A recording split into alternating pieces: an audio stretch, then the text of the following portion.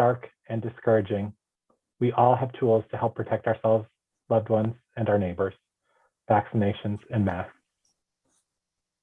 As of yesterday, the 7-day average for new cases over the last month increased 373%.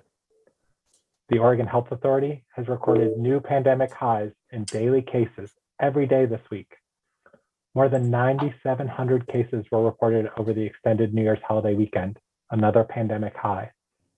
That percent positivity crested at a stupefyingly high 23.3% on Wednesday and hovers at an astonishing high 7-day rate of almost 20%. COVID-19 related hospitalizations, which had stabilized over the past 6 weeks, are once again climbing, raising the ominous possibility that our hospitals, still feeling the effects of the Delta surge, may once again get swamped by another wave of illness. The COVID-19 weekly report recorded 290 hospitalizations, a 57% increase from the prior week. That followed a 6-month low in hospitalizations reported that previous week. Still, our hospitals are struggling to maintain the fragile balance between providing care for people who are ill with the virus and others needing medical care. We have announced new measures to assist our hospitals in managing the anticipated surge. They include deploying 500 National Guard members to support frontline medical workers, providing a crisis of care tool to hospitals to help clinicians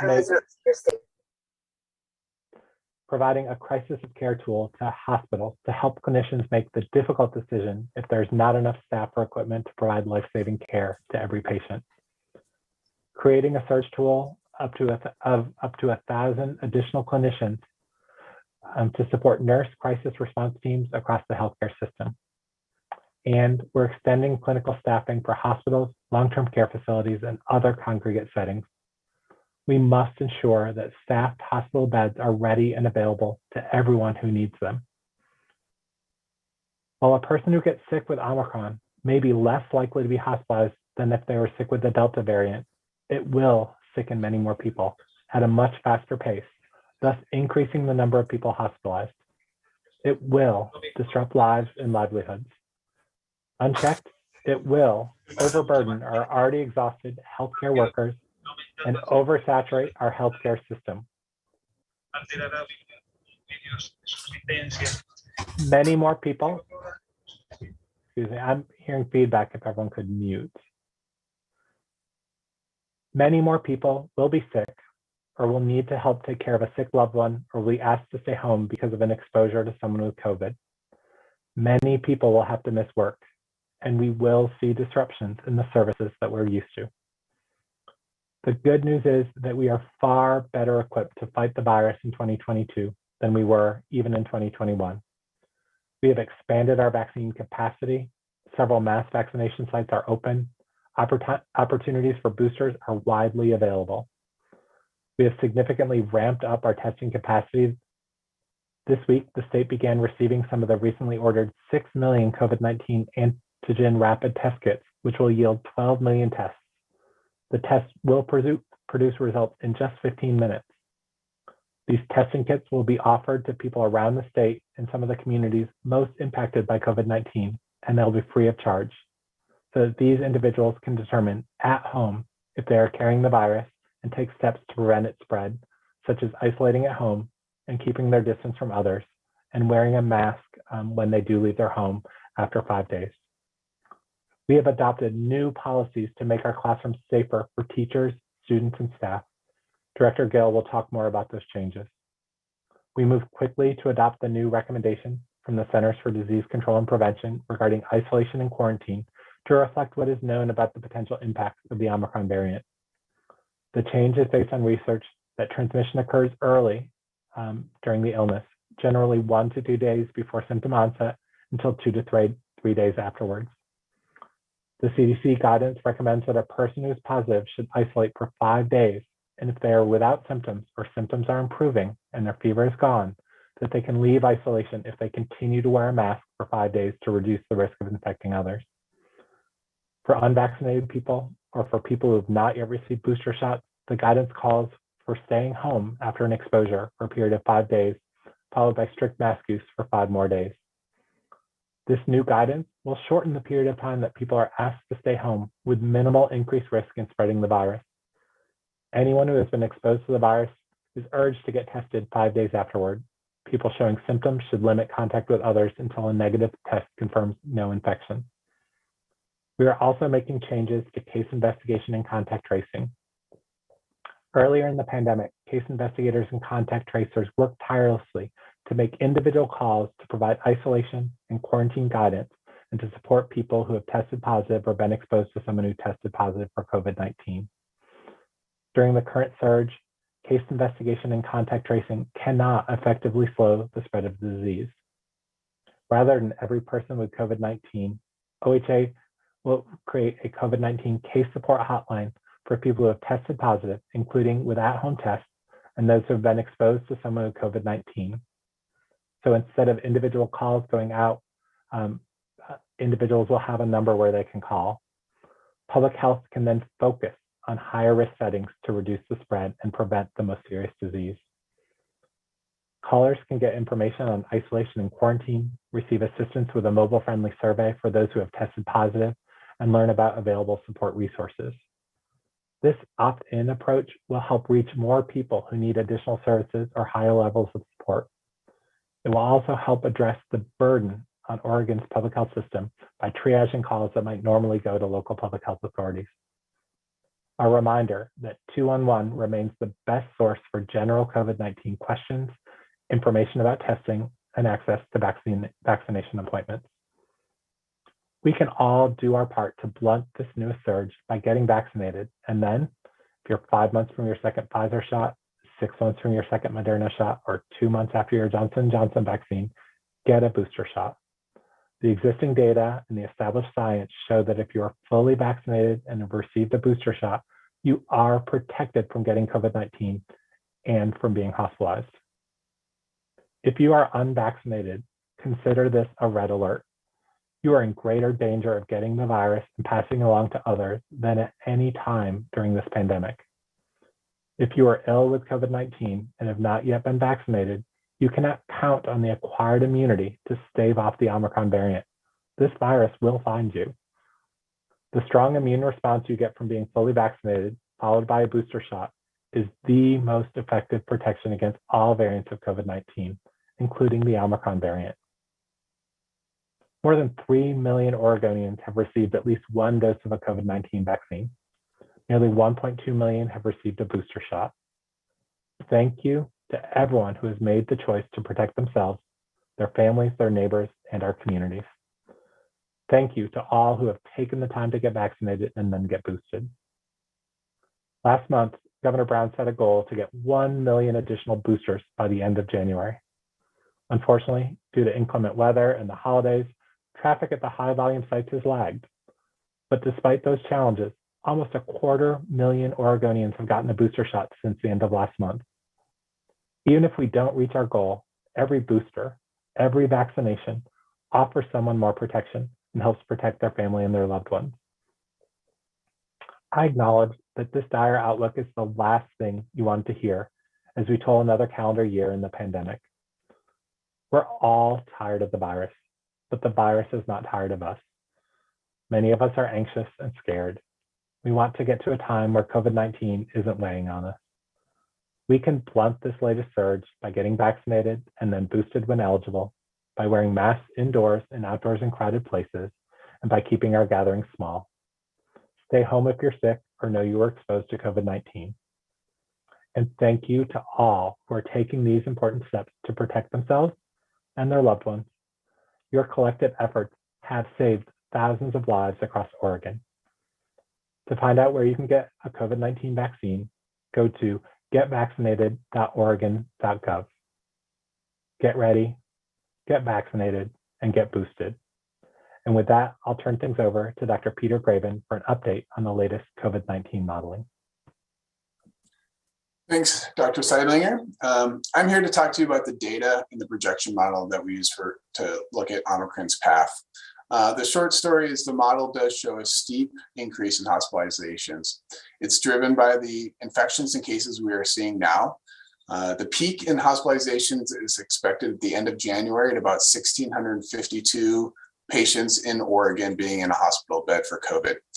That is 30% higher than the peak of Delta.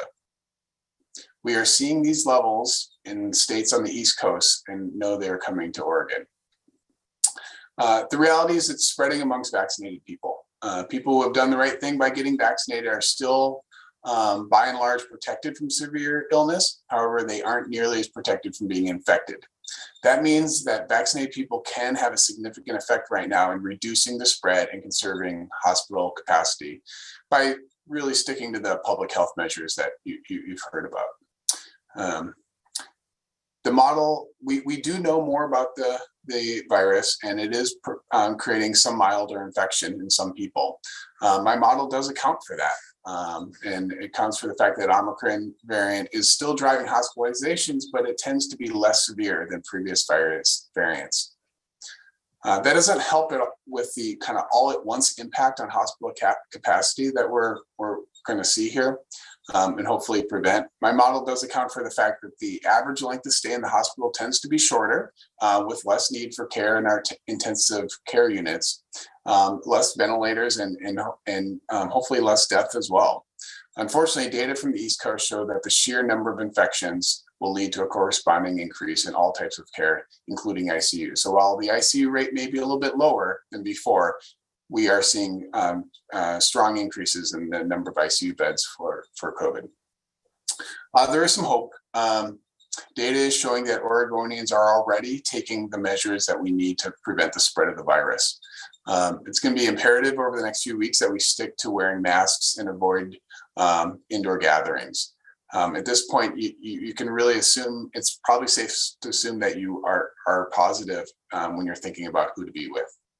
Anything we can do to flatten the spread of the infection over the longer period of time will free up healthcare resources for Oregonians who need care in the hospital. That includes COVID-19, but also includes people who need the hospital for heart attacks, motor vehicle accidents, strokes, and everything else. I'll be available to take questions afterwards, but these are kind of the main points I wanted to share with you today. Turn it over to Colt Gill, I believe. Yes, yeah, thank you, Dr. Graven. I appreciate it. Good morning, everyone. We set a North Star for this school year to safely hold school in person all day, every school day for every student all year long. This remains our highest priority. We believe most children learn better when they're taught in person. We know that children and families rely on schools to provide a caring and safe environment, and many need access to a solid breakfast and warm lunch that's provided at school. For parents and families, consistency matters. And for many, school is a way to ensure that parents can go to work and support their family.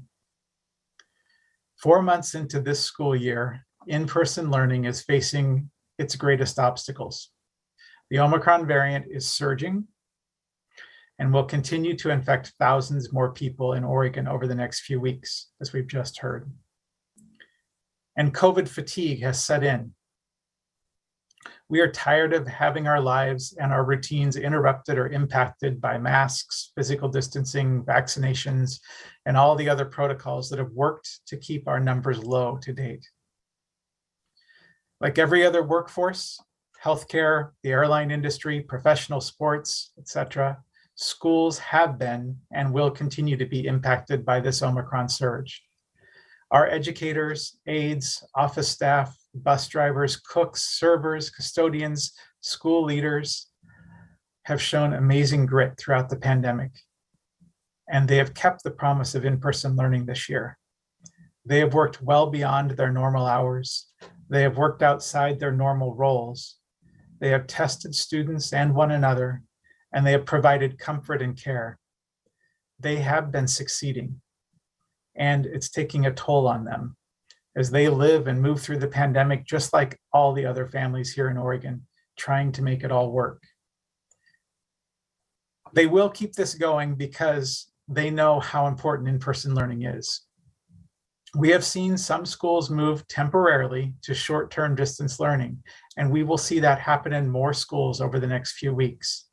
The primary reason is that there are too many staff impacted by COVID-19 to be able to operate schools in person.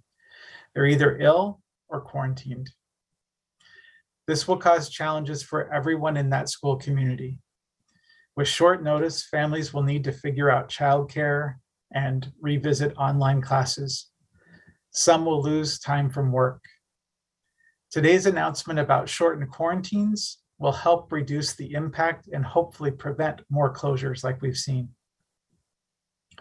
There are two other things we can do to reduce the possibility of temporarily moving to short-term distance learning for individual schools around Oregon.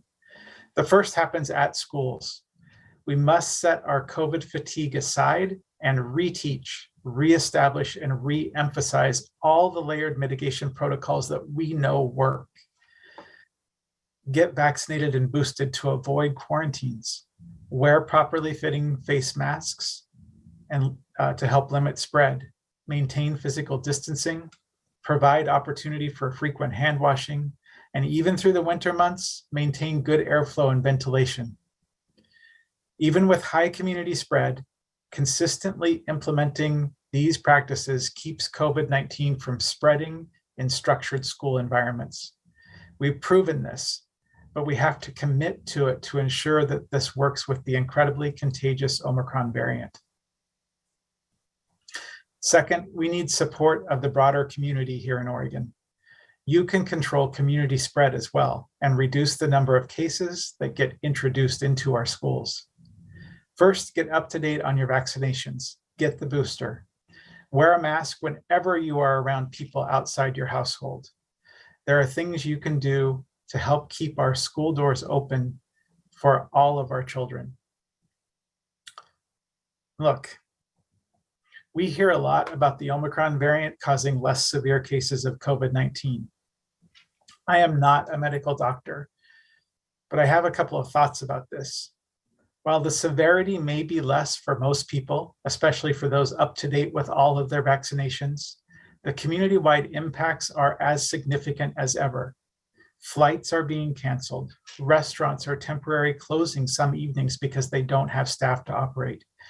Games are being rescheduled, and some of our schools have had to move online temporarily. None of this is related to any mandate. It's happening because too many people are falling ill to keep operations going. Let's come together to keep people healthy, if only to keep our schools operating in person for our children. And two, our schools mirror our communities. We serve everyone in our public schools. That means that we have children, teens, and adult staff that are more vulnerable to the impacts of COVID-19 than the general community. While most who contract Omicron variant may do just fine after a few days or weeks of illness, and some may not even have symptoms at all. Others, though, may be hospitalized, impacted for months, or even die. Wearing a mask, getting a shot, to me, those seem like small prices to pay for sparing a vulnerable neighbor, friend, or family member from a severe case of COVID-19. Thank you for doing all that you can to help us reach our North Star for our kids this year. Let's keep our school doors open. And now we can take questions. Great, thank you so much, Director Gill. All right, and hopefully you all heard at the very beginning of this to mute your microphone. Thank you for those that did. It was a little rough at the start there. Amy Green, we're gonna start with you. Thank you for raising your hand. Again, please raise your hand if you'd like to ask a question and we'll put you in the queue. Go ahead, Amy. Thank you. I think this is for Director Gill. Can you explain more the strategy with schools? It seems inevitable that virtually every child and employee in schools will be exposed. Perhaps the only protection from actually being infected will be the vaccines. But what is the strategy? Is it to just continue on with school, understanding that everyone will be exposed, but you'll just temporarily close down when staffing gets really low and you can't carry on? Do you have any alternative plans? I mean, is ODE offering any direction about, well, if your staffing is really low, I mean, let's just understand that this is going to burn through the school and we will try other strategies like combining classrooms and grades, moving around staff, moving around students to make sure that they get some in-person time with whoever the teacher is? Yeah, thank you. Good question. And I will provide an answer, and Dr. Seidlinger may also want to chime in. For us, again, critically important, our North Star is to have our schools open for in-person instruction all school year this year. We do know that COVID-19 with the Omicron variant is going to have broad community spread. And Dr. Graven shared some of those numbers in his comments earlier. We may have many people, many staff members who are exposed to COVID-19. There's a difference between being exposed to COVID-19 in a structured setting like a school, where everyone in that setting is properly wearing face coverings, where they're adhering to some physical distancing properties, where they have ventilation and filters in place in the school setting, than there is when a person is exposed in the community or in their home, and those other protocols are not in place. The chances of exposure leading to contracting COVID-19 are far greater outside a structured school setting than they are inside a structured school setting. So we do believe that most schools in Oregon will be able to maintain operations and stay open. We have strong test to stay protocols. We have test kits available to all of our school districts who sign up for the program. This means that when a student or a staff member is exposed at the school level, and they're not showing symptoms, that they can take a test and continue to stay in the school community while they may be quarantining in the general community while they're at home. All of those things can help our schools stay open and operating in person. We also have a number of what we call continuity of instruction supports for local school districts. We have data dashboards for them, decision guides, and planning guides for operating short-term distance learning and moving right back into in-person instruction as quickly as possible. The other ideas that you put forward to combine classrooms, to have teachers cover for other teachers who are absent, those have been happening since the beginning of the school year. Again, our educators, our educational assistants, and others have been doing amazing work to keep schools operating every single school day. We have principals and superintendents across the state who are driving school buses on a daily basis, who are operating in school kitchens and substituting for teachers on a regular basis. All of this to ensure that our schools stay open for our students. We'll see that continue. And if we can maintain these protocols for reducing the spread of COVID-19 in schools, most schools will be able to make it through this surge as well. I'm sorry, just one little follow-up on that. So I'm hearing that you think that most students and staff don't have to become infected. They don't have to be exposed. That's kind of a surprising thought to me, hearing so many experts on the national level say that you've got to wear an N95 if you don't want to be exposed. I'm looking at, how most people wear masks. Most of them are still wearing cloth ones, at least in the schools, I believe. Do you think it's possible that most kids won't be exposed? Yeah, again, so I'll have Dr. Seidlinger talk about masks and about what exposure leads to, but I'm not saying that people, students and staff members won't be exposed. So many people will be exposed in the general community, oftentimes without those safety protocols in place, and many people will be exposed in schools where those safety protocols are in place. When you're exposed in school and all of those safety protocols are in place, it's much less likely to lead to contraction of the disease. And we also have on-site testing so people can find out right away if they have contracted COVID-19, and we can have the test to stay option so that when those tests come back negative, staff members and students can continue to attend school. And I would look to Dr. Seidlinger on masks and other exposure information. Thank you, Director Gill. When it comes to masks, I think we have to remember a couple critical factors. It's the quality of the mask, the fit of the mask, and wearing it consistently.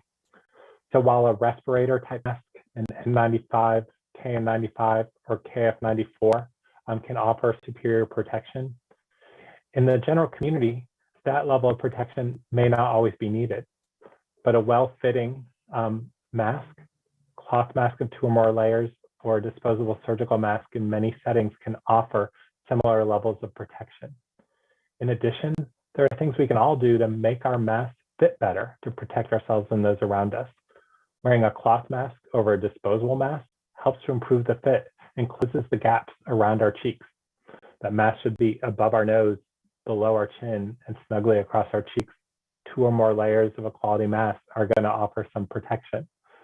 So, we need, whether it's the children in our schools, the adults, the staff, and the teachers, to wear masks that they're going to be able to wear all day, that provide them the most protection. And that, on top of the filtration, air circulation improvements that have been put in place, the robust testing strategies to screen individuals who may be asymptomatic, or to identify individuals early, and to follow individuals after they've been potentially exposed to reduce the risk of spread, all add to the safety of schools. So schools will be impacted, as we're already hearing, by illnesses. But these measures taken together, and the actions of all of us out in the community to reduce the spread of COVID-19, will make a difference, and will keep more children in chairs, at desks, in front of talented teachers, getting the learning they so richly deserve. Great, thank you, Dr. Zeidlinger. Our next question is from OPB. Christian, go ahead. Yeah, thanks very much for taking my call.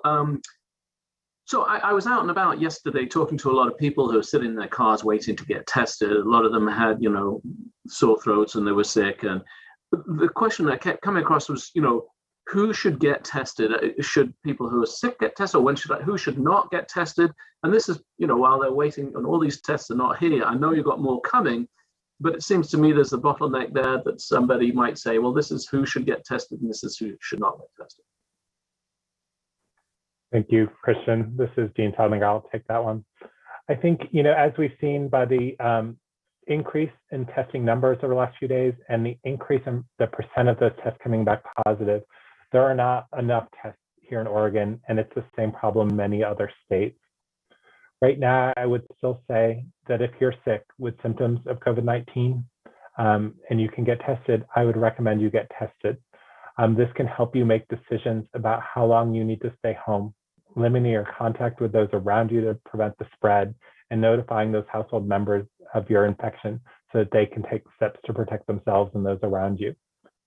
In addition, if you know that you've been exposed to someone with COVID-19, getting a test around day 5 will help determine whether you got sick from that exposure and if it's okay for you to go back to work or school or out in the community, or if you need to take some additional steps.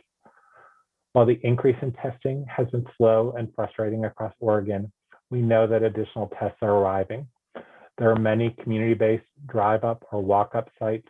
There are still appointments at some healthcare providers and pharmacies, so those are much harder to get. At-home tests are starting to arrive more commonly in retail settings, but still frustratingly hard to get.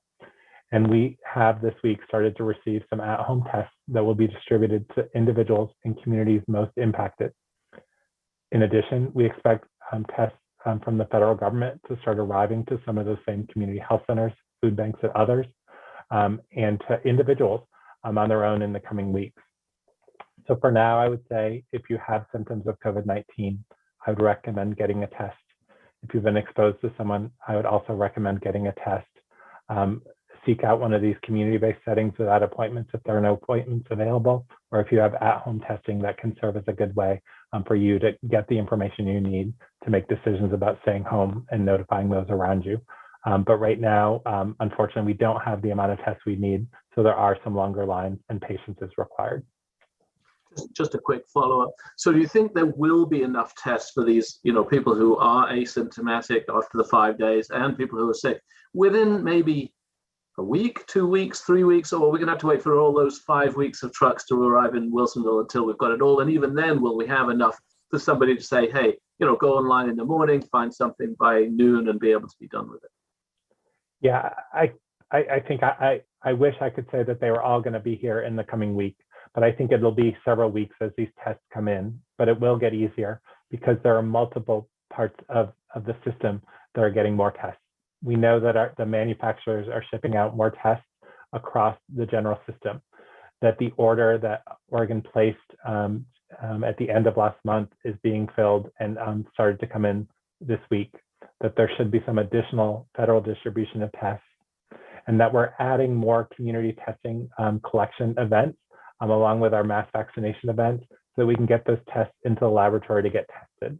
It will be a slow process, and it will unfortunately be several weeks before that system catches up. Thanks. Okay, our next question comes from Genevieve with K2. Go ahead, Genevieve. Thanks, Erica. And I have two questions. The first one for Dr. Seidlinger again, and it goes off what we were just talking about. So hopefully a pretty seamless transition here. But when it comes to testing, as you had mentioned, the reality is tests are impossible to find. If you found out today that you were exposed and you waited a day or two to find a test, you're not going to be able to find a test at a testing site for several days later, which means if you have to assume you're positive, you're stuck in your house, not able to work, not able to do whatever it is you need to do. I mean, why aren't there enough tests? This is the third calendar year that we've been in this pandemic. It's 2022. Shouldn't testing be more easily accessible in Oregon now? Why are we still struggling to find tests? Where is the bottleneck there? Thank you, Genevieve. I wish there were additional tests. And yes, it is frustrating, not just for individuals, but for me in public health, for our healthcare providers to not have more tests. There certainly is an issue with at-home tests being a really important tool that have been slow to arrive in the United States, have been slow to ramp up in production, but we're seeing significant gains in those tests, and we'll see more of those available throughout our communities. Right now, if you're sick with symptoms of COVID-19 and you can't find a test, staying home while you have symptoms until you recover is important, because you very well may have Omicron.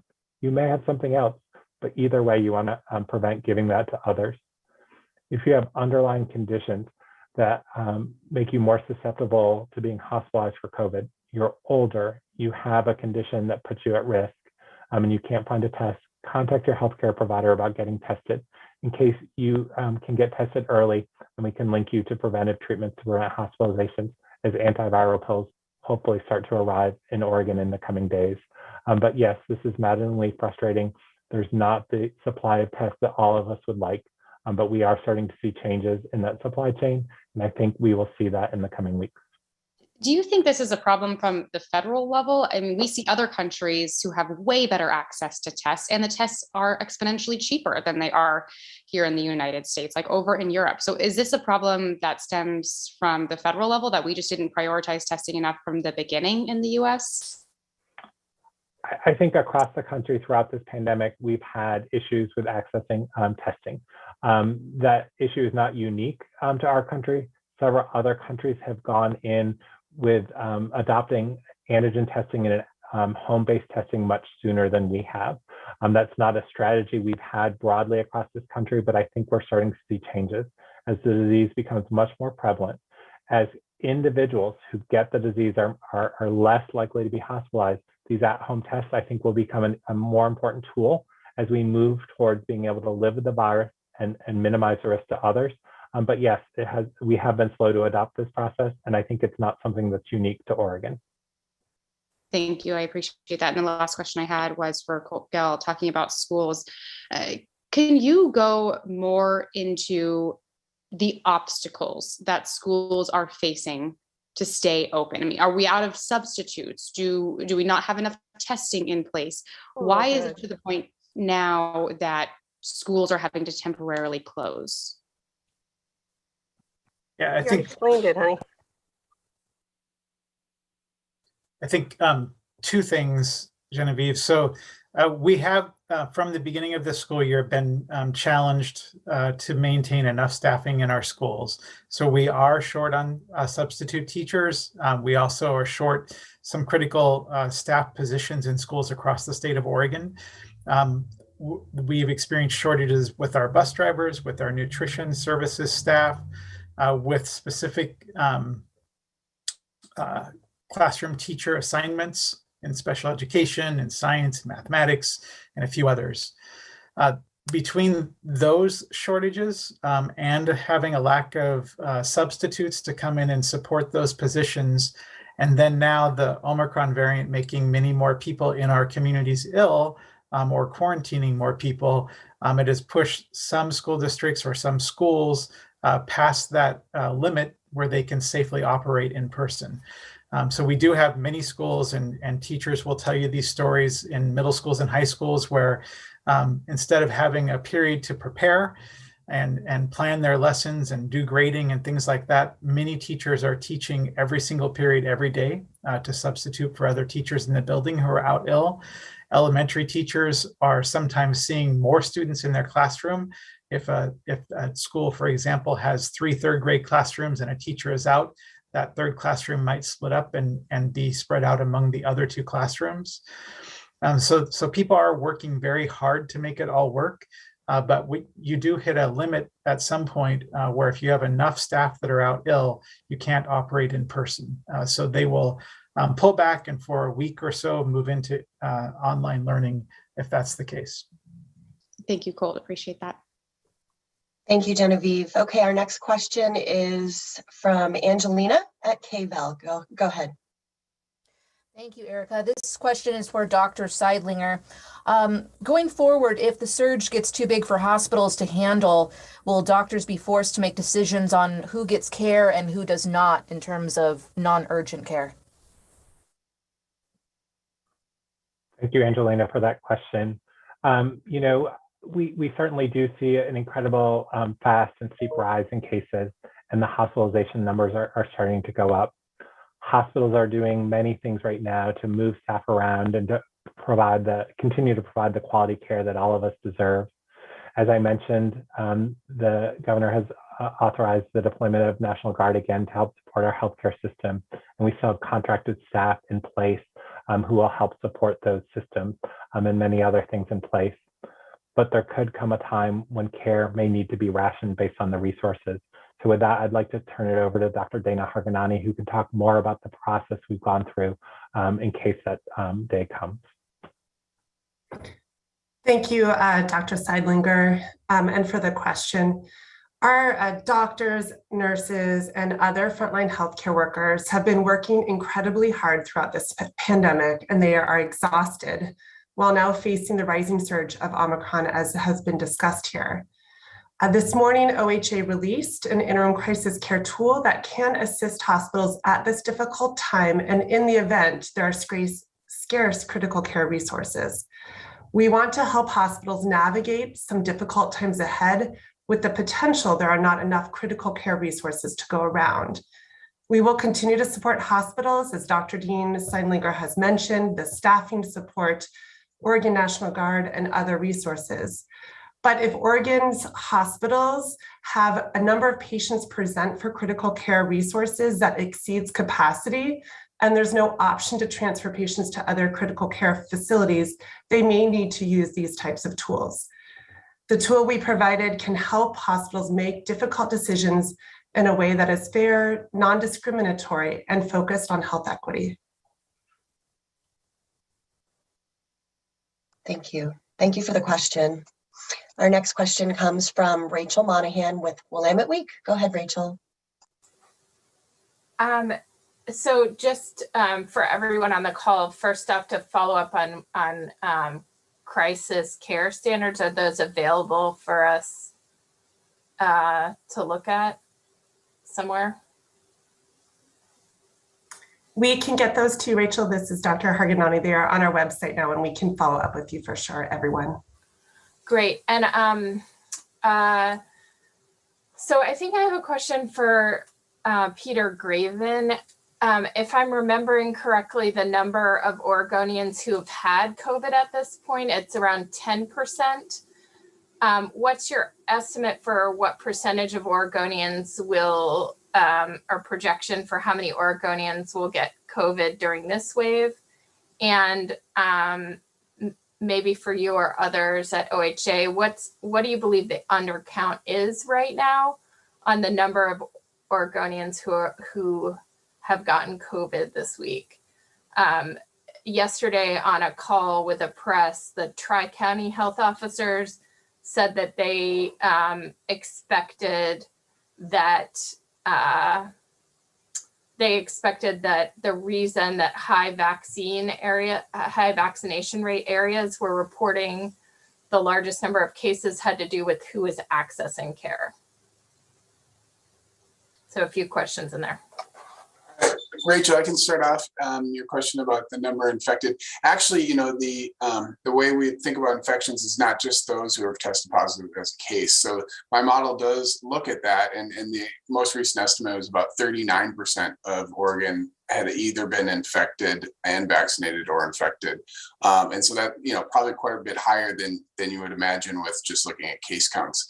And that's because we know that, there's a lot of asymptomatic disease. And so those folks might not ever get tested. And then there's people who just don't access it anyway.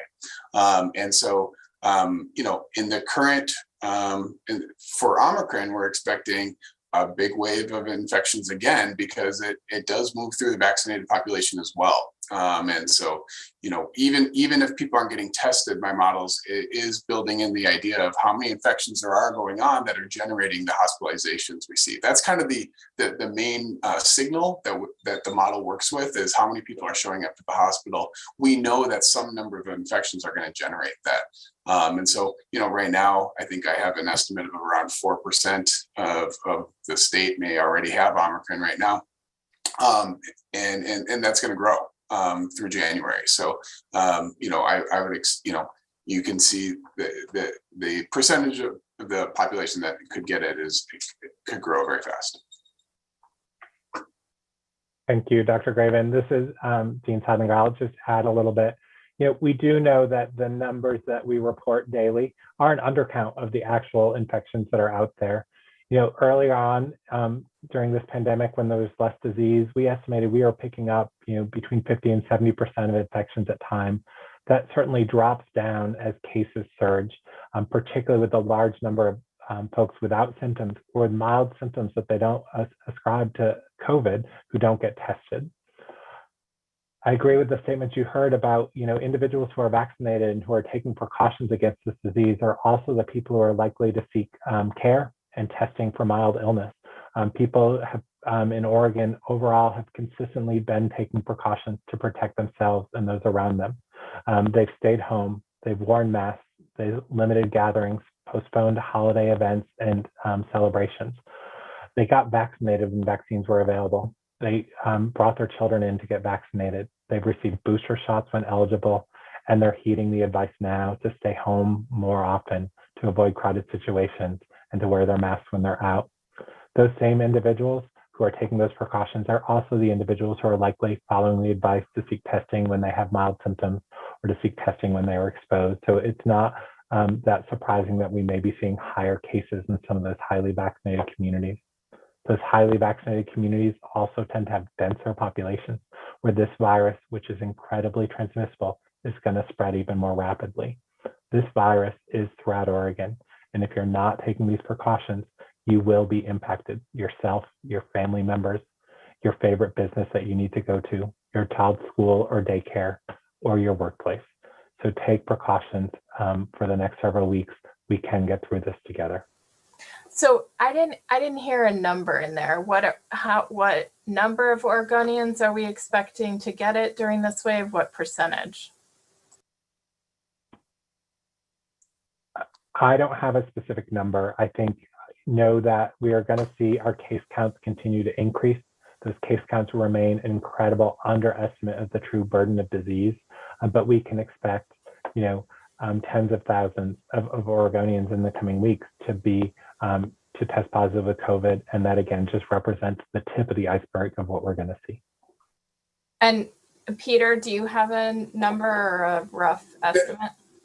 Yeah, that's not a specific number I usually kind of calibrate around, but the reality is, we're saying that about my model does say about 65% of people no longer have immunity, and therefore, from previous infection or from vaccine, and so therefore, for this to slow down, we do think about those herd immunity effects, which is for the infections to stop happening, that chunk of people is going to have to get infected or get boosted where their immunity is strong enough to prevent the infection. So, it could easily be a majority of Oregon would be reinfected with or get infected with this. But like I said, I'm not gonna, those aren't numbers that I have here in front of me or anything, but happy to circle back at some point. Thank you, Rachel. Okay, and hopefully everybody is looking at the chat. There has been some information posted based on questions. So thank you so much for providing those. Also, a note from Genevieve with K2, letting people know how to raise their hand if they have a question. So again, find that mute button, keep muting yourself when you're not on. Thank you very much. Our next question, Elizabeth Miller, OPB, go ahead.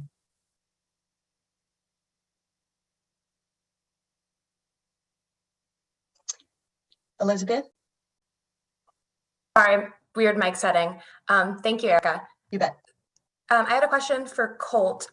So it seems like, at least with these 3 schools that have closed in the Portland area due to are due to staffing issues and absences, kind of more of a logistical problem. I mean, what's ODE's role in keeping those staffing issues and absences from closing schools? And are there any, is there any guidance ODE is working on around asking students and families to have stronger masks or better masks as opposed to the cloth masks? Thank you. Yeah, again, I'll turn back to Dr. Seidlinger on the mask question. I think that the way that he answered that shows that cloth masks and other kinds of masks can be effective tools. It's about the fit and about the quality of the mask. So we can have him circle back to that after I answer. Right now in Oregon, nearly all school operation decisions are local decisions. So the Department of Education, I'll drop it into the chat here in a minute, has a continuity of services website that has a number of tools that local school districts can use, to review their local COVID statistics, their educational statistics, understand the community that they're serving, and then some decision guides and equity guides to help them make decisions around when it makes the most sense to continue to operate in person or when they may need to temporarily shift to short-term distance learning, and a planning guide for that as well. So we provided our districts with the tools to use to make these decisions and to follow through. These tools, like you've seen with these schools that have closed so far, also help schools plan for delivery of food, making sure that the students have internet access so that they can access the online instruction when it occurs. So a number of those pieces are in place. As far as preventing it in the first place, that really comes down to the number of staff members that are exposed. And if it's a school exposure in that structured setting where all the layered health mitigation protocols are in place, it is very likely that Omicron or the COVID-19 won't actually be contracted by the individual who became in close contact with someone. And we have the test to stay policy and tests available in schools for school staff and students so that they can continue to work through that as long as they're not symptomatic. The outside of school close contacts and contractions of COVID-19, those will be the place where schools operations will be threatened. So anything we can do in our communities to get, again, more people vaccinated, more people boosted, more people properly wearing face coverings and reducing community spread will help not only schools, but it will help our hospitals and our other workforces for all business and industry in Oregon to maintain operations. Thank you for that question. Okay, our next question comes from Pat Doris with KGW. Go ahead, Pat. Thank you. I have a question on the triage guidance, which I find quite striking. I'm wondering, has this ever been issued in Oregon before? Part one, and part two is, and do you really think it's going to get that bad? Thanks, Pat, for your question. This crisis care tool that we issued today has been something that we have been considering and exploring for the last 2 years over this pandemic. As you may know, other states have issued similar tools to assist hospitals and healthcare providers in making these types of difficult decisions if they were faced by it. We, a year ago, articulated a set of principles around equity and supporting individuals in this situation that has outlined this tool. We really built this tool based on learning through this pandemic, learning what other states have done, and really building from that place to make sure we can have a tool, should it be necessary, that is really focused on ensuring considerations for individuals with disabilities and focusing on equity. So we certainly are hoping that these types of decisions are not needed. We'll continue to work very closely with our hospitals around staffing and other resources and collaboration and communication, but we wanted to be sure to equip our hospitals and healthcare partners with such a tool should these decisions be needed. And I guess just as a brief follow-up, what about for you to even put this out? Isn't it chilling to think that we might really be at a place where the hospitals are so overwhelmed in just a few weeks that people are making life and death decisions? Absolutely. This is a very difficult topic to consider and to work on. As a practicing pediatrician, and I know among all other healthcare providers, our goal is to do everything we can to take care of patients in the best way possible. With the rise of Omicron in front of us, we recognize there could be a future point that the resources we need to do this are limited. We certainly hope this doesn't come to bear, but we want to make sure that we had a tool that could be of assistance to others to make these types of decisions in a way that is fair, non-discriminatory, and focused on equity. Okay, thank you. Thank you both. Okay, our next question comes from Gary Warner with EO Media. Go ahead, Gary, and thanks for your patience.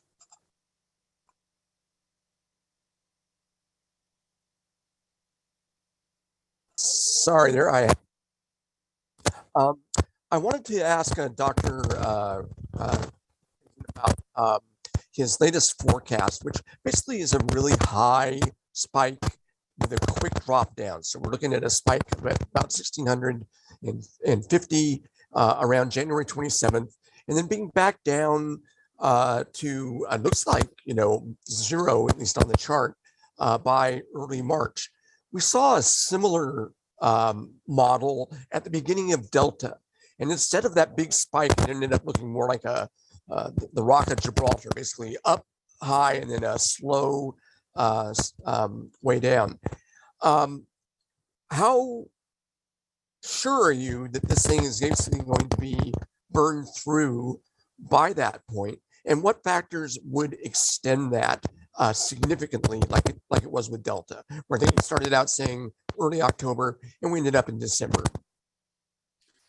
Yeah, Gary, you're right. The reality is I'm much more confident about the increase in the period that's close to us here, and I do expect that tail will extend.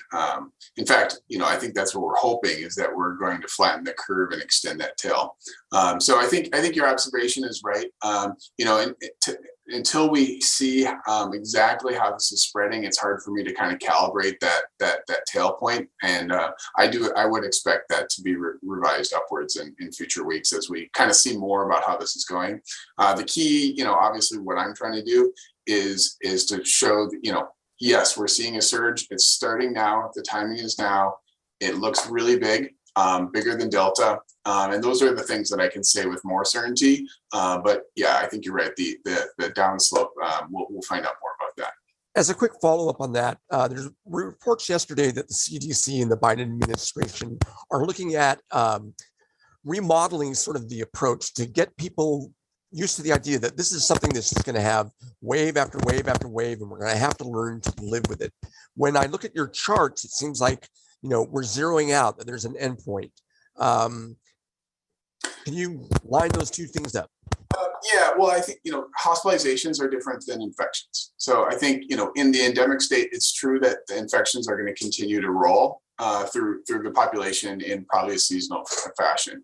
Hospitalizations, however, those we would expect those to be to slowly decline because as every exposure you get to either the vaccine or the virus is going to improve your ability to avoid hospitalization. So I don't think we're going to have waves of hospitalizations that are going to be similar in scale at all to what we see with infections. Of course, we all know flu it provides hospitalizations every year. Perhaps it'll be more mild than that. We have a pretty effective vaccine against it. But I think the reality is, while infections are likely to be continuing to go through as waves, the hospitalizations I wouldn't expect to follow the same pattern. Thank you very much. Thank you, Gary, for your question. Our next question is from Lynn Terry with Oregon Capital Chronicle. Go ahead, Lynn. Thanks, Erica. I have two questions, actually. One, and forgive me for belaboring this, but can you go over the isolation recommendations? If you're masked and you're in a room and someone later turns out to have been infected, should you isolate? Do you wait till you test, although you've already been spreading it? What exactly is the recommendation and for how long? And then I have another question about the crisis of care standards. Thank you, Lynn. The new guidance for the general population in most settings is that folks who are ill with COVID, who've tested positive, have symptoms and have had an exposure, would isolate for 5 days. If they don't have any symptoms at all, or if they have symptoms that are resolving and their fever has gone away, they would stay home for 5 days after they were diagnosed. And then on day 6, they would be allowed to leave their home, resume some of their other activities if they can wear a mask in all of those settings for day 6 through 10. For quarantine or asking people to stay home after they've been exposed, adults who are fully vaccinated and boosted would continue not to have to stay home. We would not recommend that they stay home after an exposure. But if they develop symptoms, we would ask that then they stay home, get tested. If that test is positive, that they isolate for 5 days. For folks who are not up to date with recommended vaccine doses and they have an exposure to someone with COVID-19, we would ask that they stay home for 5 days, that they get a test as close to day 5 as possible. And if that test is negative, that they can then leave their home on day 6, wear a mask when they're around other people for days 6 through 10, and as long as possible. If they test positive, then they would stay home for 5 days following their test so that they can recover and not infect others during their illness. Oops, so this isn't catching people who are fully vaccinated, boosted, potentially infected and spreading it, but haven't tested positive. I mean, that's just, those people are out there and they're going to spread it, and you don't want to tell everyone to stay home. There are still 2 recommendations, one around isolation. So folks who have COVID-19, we ask them to stay home for 5 days. This is shorter than the previous periods, which were 7 days, which was shorter, than the previous periods, which were 10 days, or once symptoms have been resolved, whichever was shorter. So we've cut that time in half that we ask people to stay home, but we want them to be sure that they wear a mask in those settings when they leave their home, when they're around others. For quarantine, the recommendations in the past have been that 14 days was best, but 10 days or 7 days with a test on day 5 to 7 could shorten that time that we ask people to stay home. That is now cut down to 5 days. We still ask them to test around day 5 to determine if they developed the illness from their exposure, and we ask them to wear masks again during those days 6 through 10 when they're out in public. So it's taken those times down from about 10 days if you're sick to 5, and from 7 to 10 days if you're exposed down to 5. But those mask wearing become extremely important, and for folks with symptoms, having them get tested.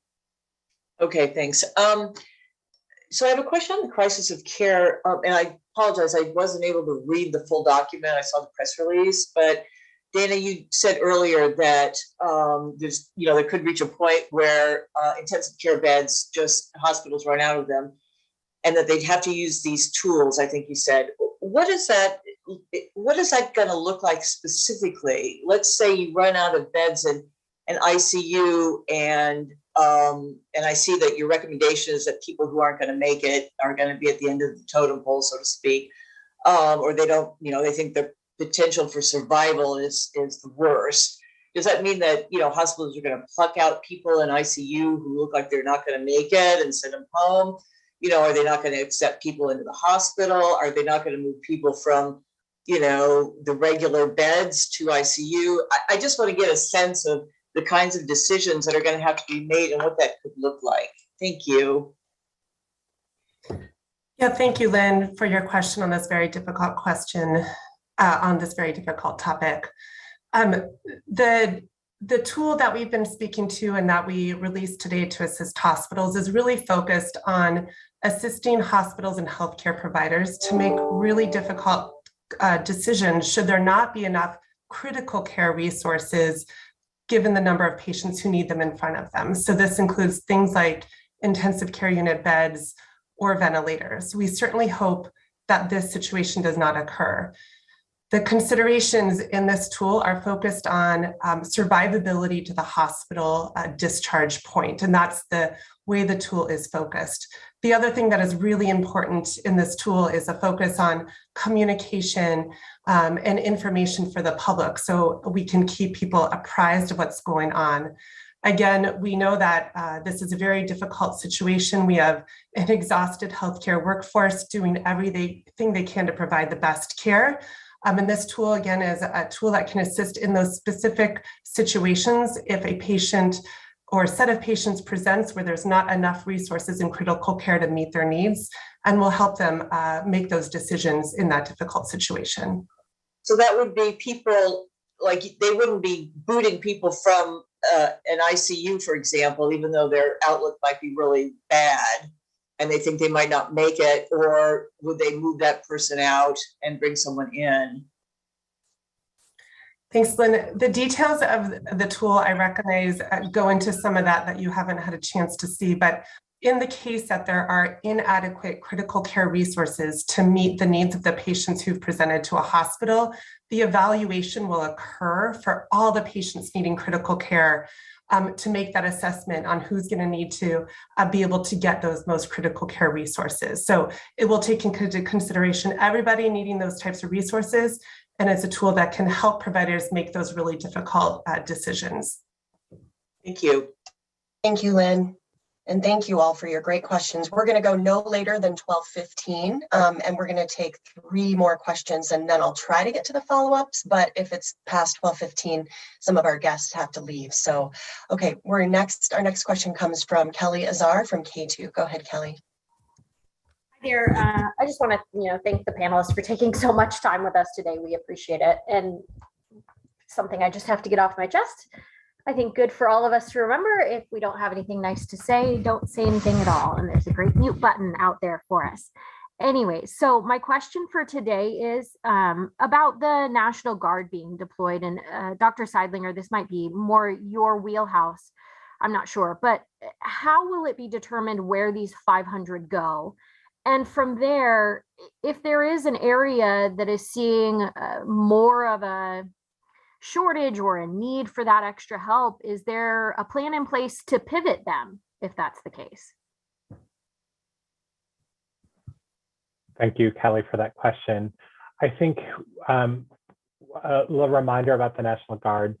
First, I want to say thank you to General Stencil and our National Guard members. They've been an incredible assistance during this pandemic, responding to provide vaccination event support through our most recent surge, and they continue to show up to help us, keep Oregonians safe and healthy. These are non-clinical members of the National Guard who provided critical services, in our healthcare settings during the most recent surge. We anticipate using a similar request that our hospitals and healthcare partners are used to going for when they need additional resources, additional staff, and what type of staff they need. And National Guard will be matched up with those requests as possible. In addition, we know that getting folks discharged from the hospital is incredibly important. And so we hope to be able to use some of these staff to support facilities where patients can be discharged to and provide the care that they need that may not rise to the level of the hospital. So requests will come in and National Guard staff will be matched to meet those requests, and we will place them where the greatest need is and move them around if needed. This will occur at the same time that we're meeting requests from contracted pool staff, nurses, and other skilled medical staff that we have available on contracts and through our volunteer network to try and meet the greatest needs across the state, as we know they're all going to come probably at the same time. Thank you. Thank you, Dr. Seidlinger. Okay, our next question comes from Lisa Balick with COIN. Go ahead, Lisa.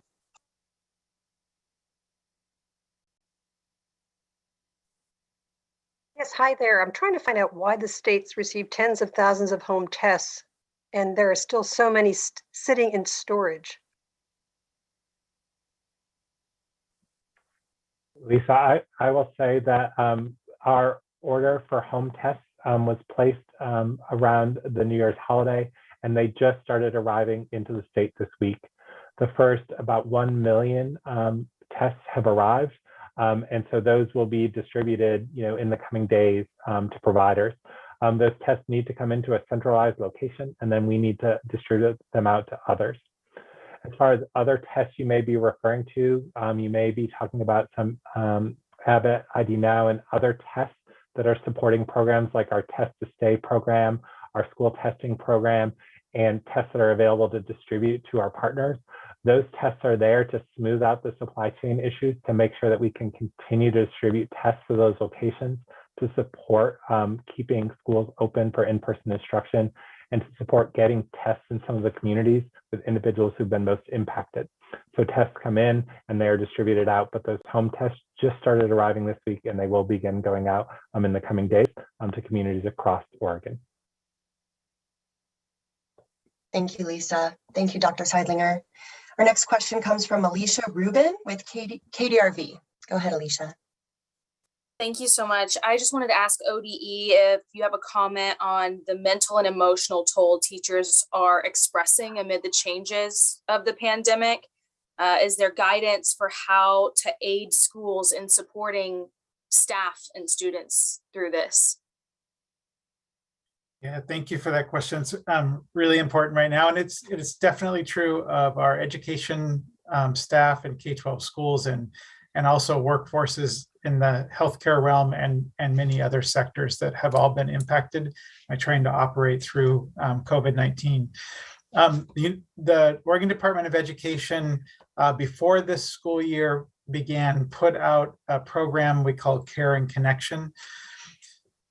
This program helps both staff members and students work through the challenges of COVID-19, be able to process the challenges that they personally experienced, ensure that they have people at school to talk to, again, whether they're an educator or a student. This program has been constantly updated through the fall and is still available on our website. The link that Mark Siegel put into the chat that has all the resources for our continuity of instruction has a link to that program. And we're happy afterwards to help answer more questions about how we're doing our best to support our educators in this time. One quick follow-up is just how concerned are you about the number of teachers that are leaving the profession during the pandemic and saying that the pandemic has only exacerbated ongoing issues they already had? Yeah, good question. And I think right now we don't have strong numbers on that. So we don't know the actual numbers of individuals who have decided to leave the profession due to Omicron or to COVID-19 or other reasons. Part of what we're experiencing in our workforce challenges, it pre-existed COVID-19. So we are a part of a population that is beginning to retire out of the profession, and we haven't been able to develop enough new candidates through university programs to replace everyone who is retiring. So we're hitting that impact at the same time COVID-19 came and made the work much more challenging for educators.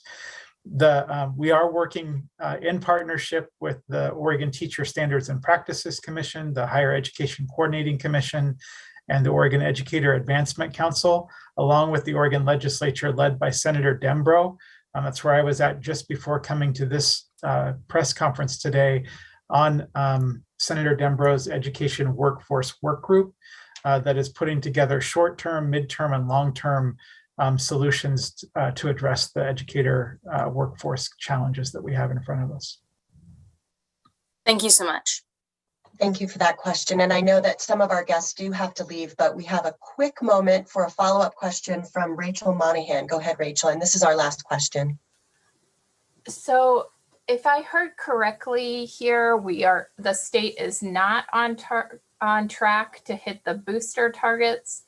So what is the plan, if there is one, to avoid hospitals having to use crisis of care standards, or put more plainly, decide who lives and dies? Thank you, Rachel. This is Dean Seidlinger. I'll take that. Since Governor Brown issued a challenge to Oregonians to get a booster dose before the end of January, to have 1 million Oregonians step up, 250,000 Oregonians have. They've rolled up their sleeve and they've received their booster dose. We continue to give first and second doses to individuals, and we are adding younger children to the booster list with the FDA and CDC announcements this week. So while we may fall short of that goal with our daily numbers below where we want to be to get 1 million folks boosted, every vaccination dose is an arm provides protection. But in addition, as individuals are making choices about getting vaccinated, are bringing their children in to get vaccinated, and we're getting boosters, the decisions we make to continue to wear our masks when we're outdoors, to change our plans and limit high-risk indoor gatherings during this time, to postpone some of those things, to move them outside, are all going to cut down on transmission, reduce the number of people who get sick, reduce the number of people who show up for hospital care, and thus try to avoid us having to use any crisis standards of care. In addition, our healthcare partners are utilizing the tools in front of them, moving staff around to try and ensure the best staffing that they have to care for the folks who are in the hospital and who are showing up to their hospitals every day to receive care. There are guidance in the CDC guidance that came out for healthcare workers before Christmas that if more staff become sick, how we can return staff to work with the lowest risk for themselves, their fellow employees, and their patients to try and keep the workforce there to provide care. In addition, we have National Guard deployment beginning next week with contracted staff that are available to support facilities, whether they're hospitals, behavioral health facilities, or skilled nursing facilities, to augment the staff that are there in times of staff illness or other times of surges to try and provide the quality care that everyone deserves here in Oregon. With these multiple pieces in place, we hope to avoid having to utilize those crisis care guidelines. But let me be really clear. Avoiding that is really in all of our hands. The individual decisions we make will help protect ourselves, our families, and our loved ones. But collectively, as we all get our vaccinations, get boosted, wear our masks when around others, consider postponing our activities or making them safer in the next couple of weeks, those actions together are going to help continue Oregon's fight against COVID-19. We've saved thousands of lives through this pandemic with the actions we've all taken. It's been difficult.